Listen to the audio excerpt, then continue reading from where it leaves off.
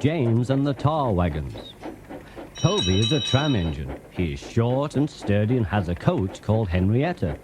They enjoy their job on the island of Sodor. Every morning they take the workmen to the quarry, and they often meet James at the junction.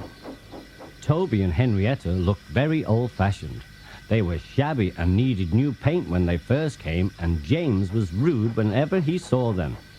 "Bleh! What dirty objects," he would say as they passed by. One day Toby lost patience. "James," he said, "why are you red?" "I am a splendid engine," replied James loftily. "I am ready for anything. You never see my paint dirty." "Oh," said Toby innocently, "that's why you once needed bootlaces. To be ready, I suppose." James felt redder than ever and snorted off. It was such an insult to be reminded of the time when a passenger's bootlace had been used to mend a hole in one of his coaches, and all because he had gone too fast.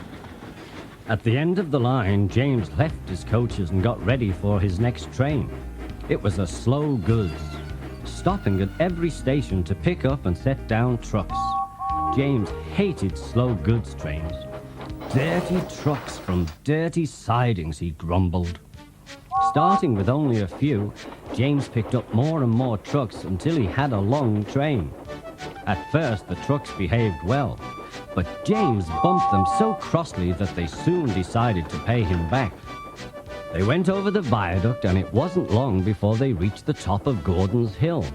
Heavy goods trains should wait there so that the guard can pin down their brakes. This stops the trucks pushing the engines too fast as they go down the hill. James had had an accident with trucks once before on Gordon's Hill. He should have remembered this. "Wait, James, wait," said his driver. But James did not wait. He was too busy thinking about what he would say to Toby when they next met. "Hurrah, hurrah," laughed the trucks. They banged their buffers and pushed James down the hill. The guard tightened his brakes. On, cried the trucks. "I've got to stop, I've got to stop," groaned James.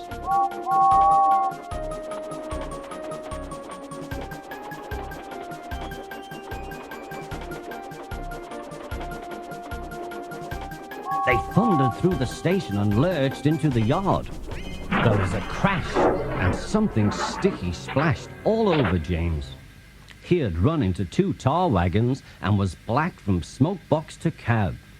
He was more dirty than hurt, but the wagons and some trucks were broken to pieces. The breakdown train was in the yard, and they soon tidied up the mess.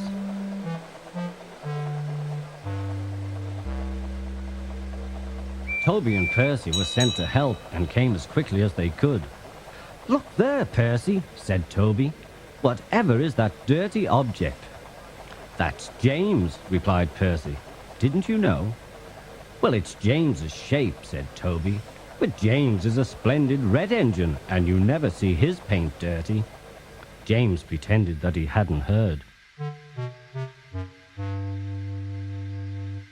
Toby and Percy cleared away the unhurt trucks and helped James home. The fat controller came to meet them. "Well done, Percy and Toby," he said, smiling. He turned to James. "Fancy letting your trucks run away. I am surprised. You're not fit to be seen. You must be cleaned at once," he said. "Toby shall have a new coat of paint. Chocolate and blue, I think," said the fat controller.